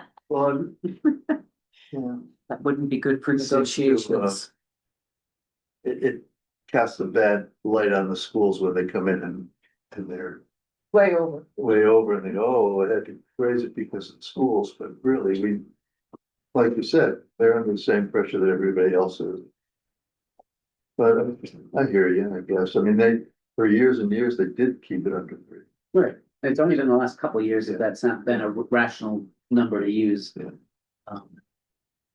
So, and if they came in at 3.5, we're probably not asking for an override for that half. Like, we will Bite the bullet. Figure out a way. and do something to accommodate that, right? We tried last year. Hope they're gonna be able to do it again this year. Okay, I'm going to move on to the agenda, and I'm looking at the agenda and I'm on item number 6, new business. And I just have a couple of comments. I had hoped to have at some point somebody from the Affordable Housing Trust come to us to talk about the WIF wastewater infrastructure investment fund and what their thoughts were on it. And unfortunately, they scheduled a meeting earlier this week and then it was canceled. So I'm working with them to try to figure out a time that they can come to chat with us, which I have not had a chance to do. I have another question on the Climate Action Committee, Rich. They were supposed to be giving, I believe, a presentation to the select board on their cost benefits based on the workshop that they had a while back. Have you heard anything on that? Well, we did give them an update recently. Did they give anything in writing or any? Yeah, they had a lot of information. A in the cost support benefit package. type of, some thoughts on what the cost benefit would be of implementing them? No, Oh, not sure what okay. you're referring to. Right, Peter and I went to the workshop that they had. wanted to, but I'd get you more time here. Move dogs out there if you'd like more time today. Oh, you have somebody coming in here? Yeah, but I'm not. I can move them out there. Oh, If okay. I you would- need more time, okay? Yeah, yes, okay, You're that all would, set. that would be better to move them out there rather than, I'll take than care of moving that. us out there. That's what I thought, he was gonna move Yeah, us. that's what I thought. I'm comfortable. Thank you, Wayne. Those are the bring the dogs in. Anyway, in regard to that, I'm gonna talk to Tom McNellis and to see what he has to say about it. And under another question, I know the select board discussed the internal, candidate for town manager, and there's going to be a select board, interview date. Do you know what that is? That originally it was going to be before I Christmas. better.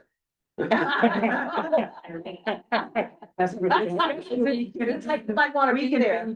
It's January January 14th, I'm sorry, what, January 14th at 5:30. okay, Okay. thank you. Wednesday January, night, So no Italy for you, Rich. No, January 14th at 5:30. that's Wednesday. And that, okay, so it's not your normal, it's not your normal date, normal meeting date. No, Yeah, thank you. Thank you very much, Jared. Does anybody else have anything under that they'd like to talk about under new business? Old business, agenda item number 7. 7A is the capital project committee update. And I didn't know that was, I think that's mainly the wastewater at this point. Judge, what? Sure. Your turn, we're taking turns. yeah, so, we actually have a meeting tomorrow for, filed subbidder, meetings, right? Peter's participating in. Of the bidding, you say? Filed subbids. So the Pre-qualification. pre-qualifications, so, in the spring, we will be bidding the project, but we gotta get the, subbidders in first. And then the general contractor puts together those, takes those bids and then puts together their bid. Do you know with that mandate of the state law for this file sub-bid means? Mhm. And then, hopefully we'll be, Well, I'm sure you do. hopefully we'll have good results and it'll come in under budget, but you know, that remains to be seen. The design work's ongoing. I think we've been behind, it's still behind. But I think we're getting close to being caught. He got out the whooping stick last week. I saw it. So, You've worked with this design team. well, no, Sort of, they're more on the pond remediation. yeah, not on something of this magnitude. They were the Done, vendor on the ponds, Troy. So, you know, still remains to be seen how it's gonna come in. I think we optimistic that they'll come in under budget. Well, yeah, we still should have some, we don't have very accurate estimates at this point. We got 2 separate estimators that got 2 pretty wildly different numbers. Pretty big gap between them. And they're getting together to try to figure out, you know, to come up with one estimate. There's still just be estimates, but. Yeah, end of the day, it's gonna cost what it costs when somebody bids something. Bids right? are gonna dictate it, but it would be nice to have some idea where we're headed. So, and that should be in the next couple of weeks, or maybe in the next week, although. Yeah, GHD shuts down for Christmas or something. But there's a lot going on. There. A whole bunch of permits, as you can imagine, have to be filed. Each with their own, prescribed period of deliberation, and then they're. If they find something, the state finds something they don't, what's wrong with it, More get take time, back, yeah. and there's another 40 days. So, you know, we're trying to work backwards from when we wanna start the project, to make sure the permits To are. fit everything in. Yeah, they're working hard on that. Great. Okay, 7B is the school efficiency and organization study, and I mentioned at our last meeting that we're supposed to be getting a report on that in the spring, so I don't have anything new to report on that. Item C, Nauset Regional School District Agreement Update. I know there was a discussion recently with the folks that are on the committee. And is that scheduled to be going to DESI at some point, or what's the current status? We don't, the 3 towns, well, even Wellfleet put in some stuff. So the 4 towns put in information, and that was at the last meeting that Mhm. we gave responses to. There is a meeting scheduled for Monday, the 22nd, next Monday. And I don't know exactly what will come back. I think the ball currently is in the committee's court, and they're going to come back to us, and I'm not sure what they're going to say. So nothing is gone to DESI yet, but I would imagine it wouldn't go before Christmas. So that's where that's it. So we won't. You're looking at a year off anyway before it's got to go to town committee. Excuse me, Right. town meeting anyway. Is that right? So it's got to go to DESI Mm. and then come back and eventually go through the select boards and then the 4 town meetings and see what happens. Do you, based on all of the pieces that you've just described, would you say that probably won't happen at this town meeting in May? It will not. I'm almost positive it will not. Okay, thank you.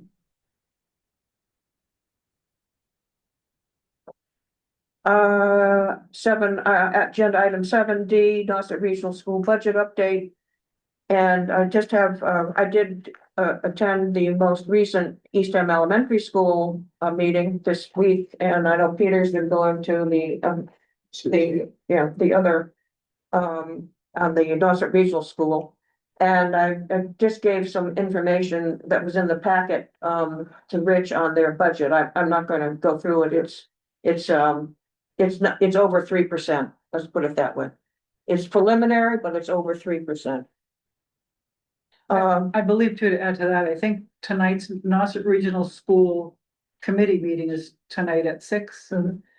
And on the agenda is preliminary budget. So there may be a little, I watched that Eastham Elementary, there may be a little more.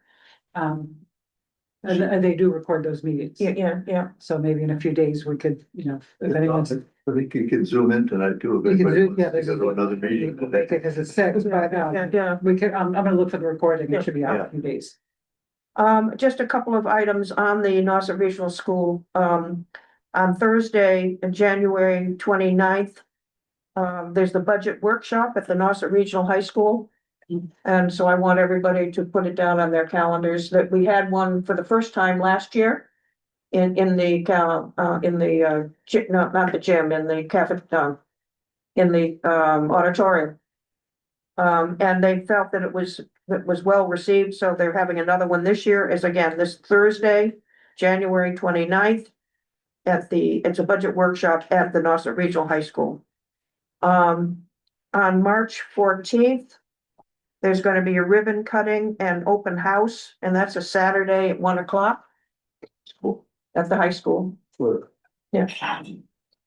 Some people, I wanted to let people know about that. Is there any questions on the school project in particular? I think they're in the process of undoing the modulars, I believe. Vacation starts soon. Yeah, they're moving out of the modulars. They started. They're gonna move during this next week during school vacation. And plan is to occupy the new phase 2 after, when they come back to school. And the first still don't have a occupancy permit, but That's exciting. working on it. Yeah, it's definitely exciting. Any other questions on these school? On Nauset Regional School, how are they doing budget wise? Are they staying within Another contingency and everything? yeah, Yeah, we have to. It's the money we have to work with, so, yeah, there's, we're coming down to the wire now, so now Yeah. basically there's a lot of work. being done work under protest. You're probably familiar with that, Roy? Where the contractor and the architect can't agree on what was called for in the plans and what was included in the base contract. So they proceed under protest. And then at the end, you have to fight it out. First step is mediation. And looks like we may go to mediation with a couple of these issues. And then I suppose if that doesn't, we can't work out mediation, then it goes to litigation, but we've carried enough in the budget for the worst case scenario, assuming we lose everything. So we hopefully will win a couple of them and come in just under budget. I mean, on budget, I should say. Any other questions on the school? Agenda item number 8, town manager and staff. I did not get a town manager report this past week. Every once in a while, Jackie doesn't put one out. I don't know whether anybody has any. There was one dated December 7th. December 2nd. You sent it out. I sent that out, yeah. Yeah, there wasn't one for the last select board meeting. There wasn't one for the last, there wasn't one for the I last. did have one update for you. He has hired a new assistant town accountant. She's starting January 16th, I think it is. But the reason I mentioned it is, it's a good example of the type of a person that we are hopeful to get. Mid-career or late career professionals that were part-timers in Eastham. In this case, she's gonna move from off Cape to live full-time in Eastham and leaving a pretty high-profile job and work with us in the finance department. Well overqualified for the assistant role, but that was a big thing we had to flesh out with her. But excited to step back in her career and offer some support to the town with a high level of professional experience. That's great. So it's hopefully a great hire, and I guess we'll find out mid-January. So, Is it a new position? no, it's replacing our current assistant. So Well, we lost Maya to Orleans. And then Cameron, treasurer, yeah. yeah, so Cameron moved up, so you're sort of replacing Cameron in a sense, is that? No, that's treasurer. This is accounting. So Oh, county. Tina and Megan's our current assistant. Megan is off Cape and it's getting too much. Coming on Cape all the time. So Oh, luckily we got this one who's also off Cape, but has a house. Has a house here already. Oh, that's good. very good. Okay, before we adjourn, I just want to confirm that we're scheduled to have a joint select board meeting on the budget. That's scheduled for Monday, January 5th. Is that still true, Rich? Yeah. So please put down on your calendars, Monday, January 5th, that would be 5:30. That's the normal time for the select board to meet. It will be us and the finance committee on the budget. Any other comments, questions, concerns, issues?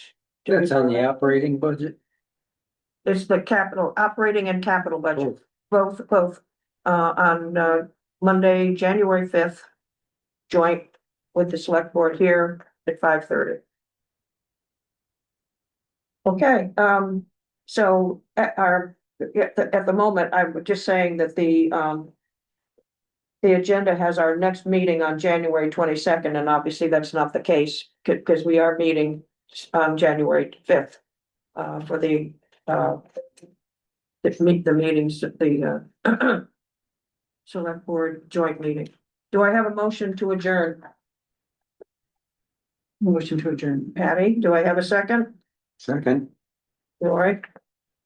Is there anybody that doesn't want to adjourn?